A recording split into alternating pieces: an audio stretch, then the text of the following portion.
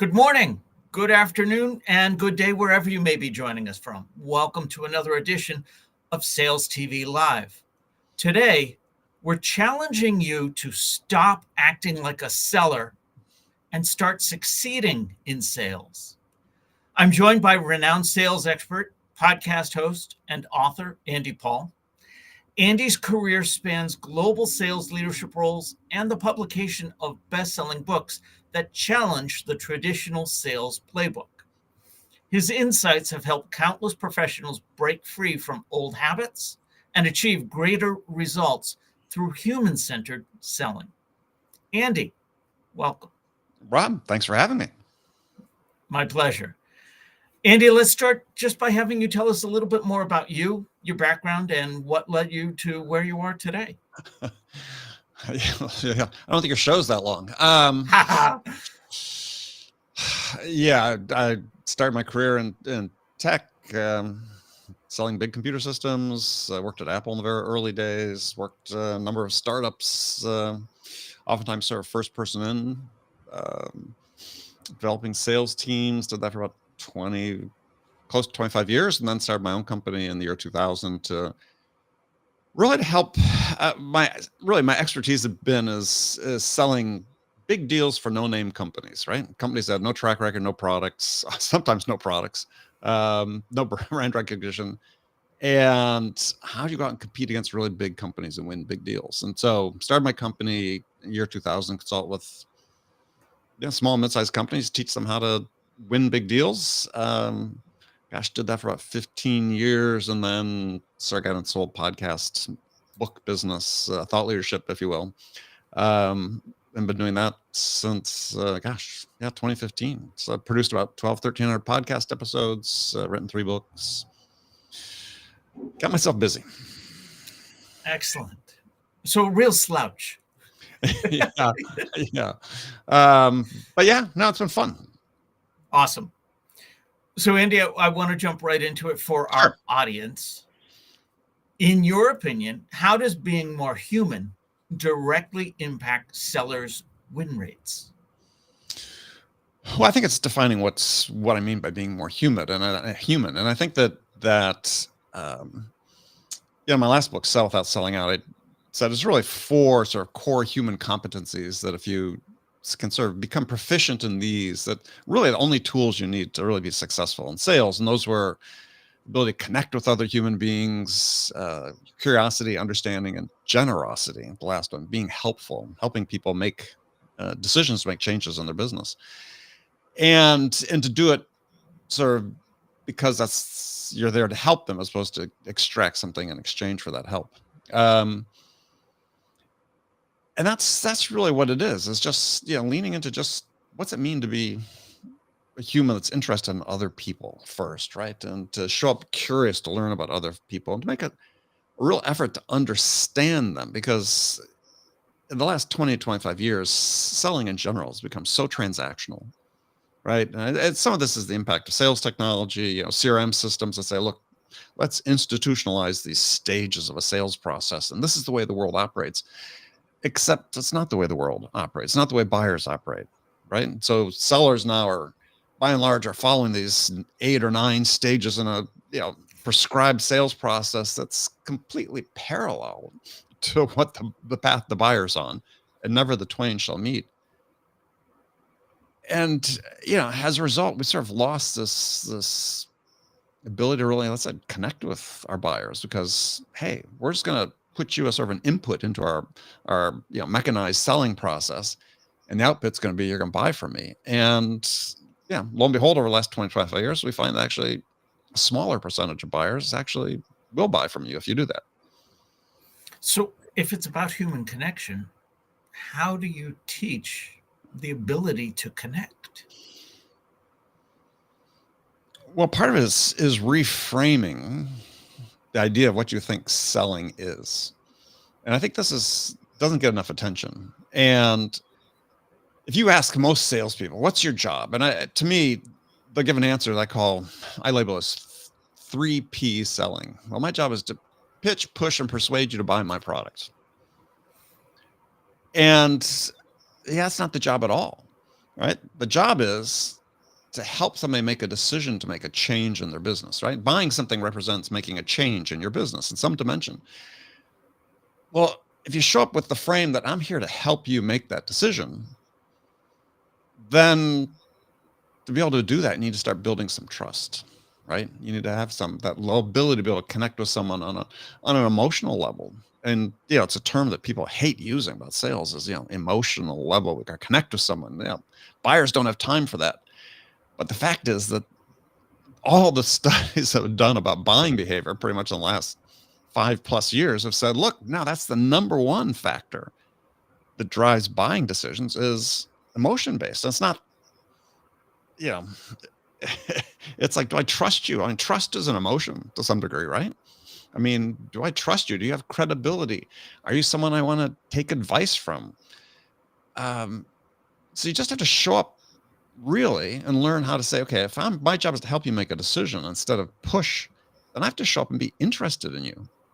First and foremost, I have to care about what you're trying to accomplish.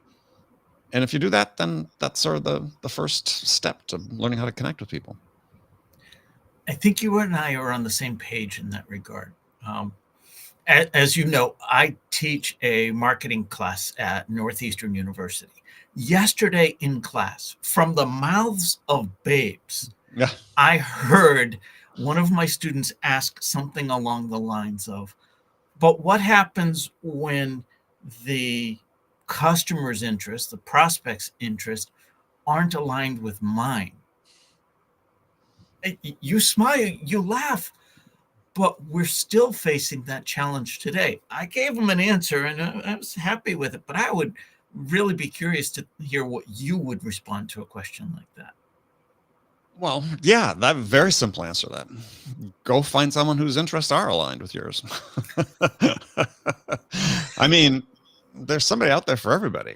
And that's not the right way for them to approach it. But my first boss had, and this has stuck with me forever, a guy named Ray, and Ray was a great sales manager. And I remember going into him early in my career and sort of complaining after a hard week out in the field, saying, no one's interested to buy what we have. And he said, well, go find someone who is. And as part of what his thing was, it's a big world out there, right? And we never do more than just sort of scratch the surface. Always somebody out there that if you're targeted enough, that if you're focused enough on what you're doing, you'll find someone that's interested in what you're doing. Now, the key to that, though, is you have to show up and be interested in them first and foremost, right? Because it's a two-way street. But if you are really dialed in on what you can do to help somebody, then yeah, you'll probably show up a little more curious about, how can I help this person? As opposed to how can I persuade them to buy my product? But there are a lot of sales professionals that struggle with being curious, being authentic while under pressure to hit quotas. What advice would you give to them to help navigate that tension? This is, I'm distilling decades of experience here, but your success as an individual seller is situational. You have to keep that in mind. I've seen it time and time again that people succeed in one place and think, hey, I'm going to go, grab for the brass ring at this other location, this other company, and they fail. And it's not because they suddenly became a bad salesperson, but it wasn't the right situation for them. They wasn't, they went maybe for the wrong reasons. Maybe they weren't supported the same way or set up to succeed the same way. And so as a seller, it's really your obligation, your responsibility for your career and your livelihood to say, what's the right situation for me? And it may be that the boss you're working for or the process they use is so, formulaic, linear, sequential sales process, which unfortunately too many companies do. And you're not able to express yourself and not able to bring your personality to the selling. Everything's heavily scripted. Then that's not your environment. And my last book was really about that. The subtitle of my book was A Guide to Success on Your Own Terms. And so I determined pretty early in my career that after my first sales training class with this company called Burroughs, at the time one of the biggest computer companies in the world, these videotapes are watching them from the sales trainer just made my skin crawl. And I said, look, I'm either going to have the shortest career in sales, or I'm going to have to figure out a way to do this that fits with who I am. And so I've really spent, I hate to say how long I've been doing this. I spent the entire time saying, look, I'm going to do it the way that I think plays to my strengths. And yes, I'm open to input, and gosh, I've been influenced by lots of people, but there are times I've told bosses, no, right? I think you should go do this. No, I don't think so. I sort of developed a reputation as one company. I've sort of, I don't want to say a doctor, no, but my boss, when I said, don't you ever say yes to anything? I said, well, look, here's the thing is you can tell me to go do something, and, do this approach, take this approach with a customer, use this tactic. And I said, I could do that, but if it doesn't work, who gets fired? Me or you? So if it's my butt on the line, I'm going to go out my way. If I'm going to fail, I'm going to fail my way. I'm not going to fail your way. And I think it's really important for sellers to say, look, you have the ability to change that, because there are some really good managers out there, just like there are customers that are interested, a number of customers interested in buy what you have. Go find those people, because they'll be transformational for your career. As a seller, you're hiring a boss and you're hiring a situation, and just need to keep that in mind. It's interesting that you say that, because I've seen the same on the opposite side, where the hiring managers look at somebody with success in a different role and expect that it translates. What would you say to the hiring managers in that regard? Yeah, long topic, but here's one answer. That sort of aligns up with the question you asked. But hiring managers in general, I talk to VPs about, okay, we've got an open spot, and tell me what you're looking for. Here's what we're looking for. I say, okay, well, let me ask you a question. Have you ever asked your customers what they need your salespeople to be? The answer is no. That's like, well, this is they're the customer of the service you're providing to help them make a decision. What help do they need from you in order to make that decision? And so how's that translating what the skills and attributes and experience set that your salespeople need to have in order to be able to help the buyer? And it's like, oh, no, because, we look at selling as something that we sort of imposed on buyers, right? I want you to be a closer. I want you to be a hunter. We've got all these, adjectives we use that are completely useless to a buyer. And we really need to that's what I talked earlier, right at the top, is we have to reframe how we think about selling. And if our job is to help, we're not to pitch, push, and sway, but to help someone make a change decision, then what skills and attributes does a seller need to have to be able to help the buyer do that? So how does the seller balance the need to meet those needs of the buyer while at the same time advancing their own sale through the pipeline? Well, why are they different? I mean, that's really the question. Why are they different? They're different in part because, again, how we're framing it. We're saying, look, your job as a seller is you're going to, here's 9 steps. You're going to make contact. You're going to have an initial discovery call. You're going to present the product. You're going to schedule a demo. You're going to have a demo. You're going to present a proposal, present a contract, negotiate a sale, and close the deal. It's like, okay, how does any of those help the buyer make a decision to make a change in their business? None.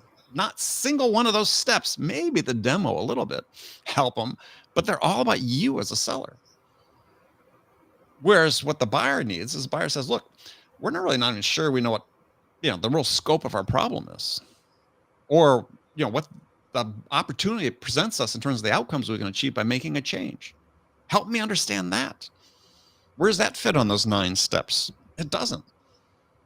So we have to, I said, reframe is to say, look, my job is I'm going to help you understand what your problems are. We're bring our expertise and our experience to bear and our experience with other customers to bear to help you understand perhaps what the real challenges you're facing, help you understand what the business opportunity that exists to achieve certain outcomes. And we're going to help you, make a better decision about how you can achieve those changes. But it's not about coming in and pushing my product. It's about helping you do those things. That reframing is dramatically different from what most salespeople encounter. Yes.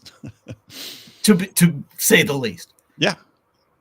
Do we start this as a top-down change, or do we really need a skunkworks bottom-up approach? I think it's a combination of both, right? The fact is, you look at most organizations, B2B sales organizations, you take the top 5% of sellers. This is what they're doing. This is what they're doing. I mean, this is not something just made up. I mean, this is what I did, and it closed 6, 7, 8, and 9-figure deals around the world. So that oftentimes working for startups that, like I said, had no track record, no brand name. In some cases, we didn't even have the product.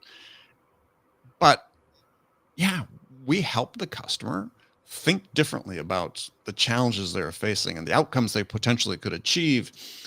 I'd like to say is, when you do this right, the buyers actually hire you to help them make their decisions, right? If you think about this in the context of the jobs to be done theory, right, is that, Clayton Christensen talked about is, we don't buy products, we hire products to help us make progress in some dimension of our lives.